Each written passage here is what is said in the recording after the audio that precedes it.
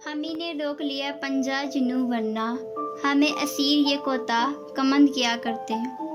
Launch की कद आदम खिड़की के साथ जवाहरात खड़ी बाहर देख रही थी। उसकी आंखों में गहरी सोच थी और हाथ में जकड़े मोबाइल पे शादी की ताज़ा ईमेल खुली थी। मोबाइल इतनी देर से यूं पकड़ रखा था कि स्क्रीन पसीने से नम हो गई थी। मैरी एंड्रयू कदम कदम चलती उसके करीब आई। मुअद्दिब सा पुकारा, मिसेस कारदार, आपकी तमाम पैकिंग मुकम्मल हो गई है। रात के लिए लीड्स की फ़्लाइट भी बुक करवा दी है और मिसेस शहरीन ने कहा है कि वो भी चलेंगी। जवाहरात ने आईब्रो से हूँ का इशारा किया तो वहाँ से हट गई। तभी औरंगज़ेब सीढ़ियाँ उतरते दिखाई दिए। जवाहरात आहट पे भी बदस्तूर बाहर देखती रही, यहाँ तक कि वो पीछे एक सोफे पे टांग पर टांग जमाकर बैठ गए। अचानक ही तुमने इंग्लैंड जाने का प्रोग्राम बना लिया। मैं शेरू को मिस कर रही थी और इस बहाने शहरीन और सोनिया का भी दिल बहल जाएगा। हाशिम के पास तो इतना वक्त नहीं होता। यानी कि तुमने इसे एक मुकम्मल फैमिली ट्रिप की शक्ल दे दी है। Very good. और मेरे डॉक्यूमेंट्स? वो बहुत ज़ब्त से उसे देख कर बोले। जवाहरात ने मुड़े बिना ज़रा से कंधे उचकाए। क्या मैं 2 दिन से कई दफ़ा बता नहीं चुकी कि मेरा लैपटॉप ख़राब हो गया है, इसलिए वो फिल वक्त रुकी रिकवर नहीं हो सकते, नाम का ड्राफ्ट तैयार हो सकता है। और चूँकि अब तुम बाहर जा रही हो तो 1 महीने के लिए काम मुलतवी हो गया। तब तक तो मेरी समाज की तारीख भी गुजर जाएगी और उसका सबसे ज़्यादा फ़ायदा तो तुम्हें ही होगा। इस तंजिया लहजे पे भी जवाहरात सुकून से खड़ी बाहर देखती रही। दफअतन खावर अंदर आया। सूट में मलबूस तराशीदा मूंछों वाला वो 34-35 बरस का आदमी था। जी सर। आइए खावर साहब, और ज़रा वजाहत कीजिए कि आप जैसा एक्सपर्ट मेरी बीवी का एक लैपटॉप क्यों नहीं ठीक कर सका। खावर ने ज़रा जवाहरात को देखा और फिर औरंगज़ेब को। 2 नाखुदाओं का होना भी अजाब था। सर, मैंने कोशिश की मगर मसला मेरी समझ से बाहर है। अगर आप कहें तो किसी और प्रोफेशनल के पास ले जाऊं या ऑफिस से किसी को बुलाकर। जवाहरात तेज़ी से उसकी तरफ मुड़ी। मेरे लैपटॉप में हमारी कंपनी के कितने खुफिया डॉक्यूमेंट्स हैं मालूम है तुम्हें। मैं कैसे इसे किसी दूसरे के हवाले कर सकती हूँ। मेरी बीवी को यही खुशफहमी है कि मैं किसी और को लैपटॉप नहीं दे सकता, जबकि मैं दे सकता हूँ। उन्होंने खश्म की निगाह दोनों पर डालकर मैरी को आवाज़ दी। जवाहरात ने मुस्रिफ सी होकर खावर को देखा और खावर ने ज़रा पेशानी से औरंगज़ेब को। उन दोनों को ख्याल था कि औरंगज़ेब ये नहीं करेगा, मगर सर। औरंगज़ेब ने हाथ उठाकर उसे खामोश कराया। मैरी सामने आई तो उन्होंने सिर्फ उसे इशारा किया। वो पहले से मुतल्ला कर दी गई थी, तो सर को खम देती बाहर निकल गई। जवाहरात गोया सुलग कर वापस बाहर देखने लगे। उसके चेहरे पे शदीद इज़्तिराब फैला था। ये आदमी नाकाबिले बर्दाश्त था, शदीद नाकाबिले बर्दाश्त। दिलबरी ठहरा ज़ुबाने खल खुलवाने का नाम अब नहीं लेते, परी जुल्फ बिखराने का नाम। नेक्सी के अंदर छोटा सा लिविंग रूम था जिसमें टीवी चल रहा था और सामने बैठी हुनैन चैनल बदल रही थी। उसने माथे वाले बाल छोड़कर बाकी पोनी में बांध रखे थे और ज़रा बेचैन सी लग रही थी। निद्रत और फारिस खामोश से बैठे थे। तुमने औरंगज़ेब अंकल की तरफ नहीं जाना? उन्होंने बुलाया जो था। निद्रत ने उसे पुकारा। उनकी नौकरानी ने हमें आते देख लिया था। जब बुलाना होगा खुद बुला लेंगे। अच्छा, उठकर हमारे लिए चाय तो बना दो। कोई काम नहीं करती तुम। अम्मी, आप सीधे सीधे कह दें कि होना तुम बाहर चली जाओ, हमें बात करनी है, तो मैं चली जाऊंगी। वो रिमोट रखकर बुरा सा मुंह बनाती उठ गई। फारिस खामोशी से देखता रहा। अब कहाँ जा रही हो? निद्रत ने फिर पुकारा। वारिस मामू के पास। वो काल सुनने बाहर गए थे, वहीं रह गए। वो दाखिली दरवाजे से बिल्कुल बाहर आई और दरवाज़ा ज़रा सा खुला छोड़ दिया। फिर बाहर उसके साथ खड़े होकर कान लगाकर सुनने लगी।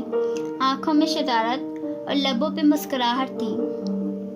جی کیا بات کرنی تھی آپ کو؟ فارس کی آواز صاف سنائی دے رہی تھی۔ ایسا ہے فارس کہ سلیم بھائی نے اپنی بیٹی زرتاشا کے لیے اشاروں کنایوں میں بات کی ہے۔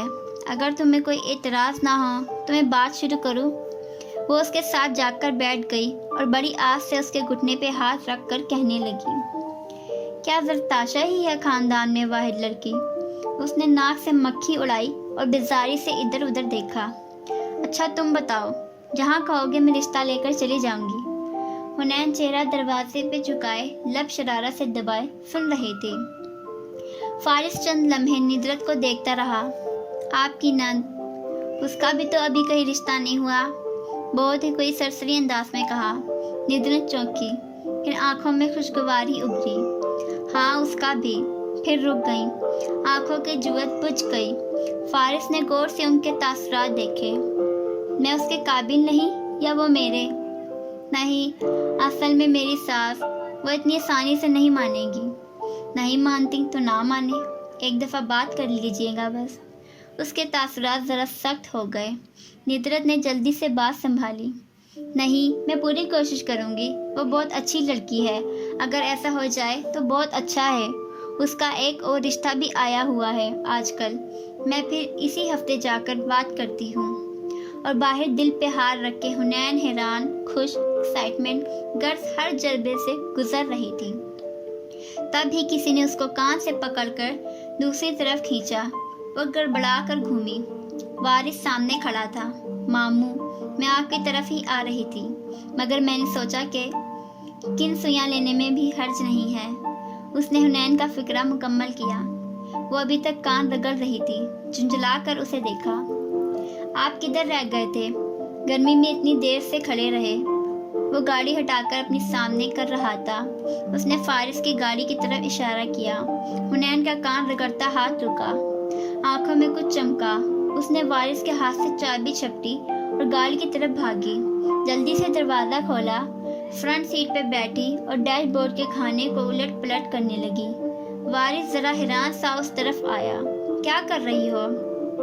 جب ماموں ہمیں پک کرنے آئے تھے تو مجھے دیکھ کر جلدی سے کچھ اس میں ڈالا تھا، مل گیا۔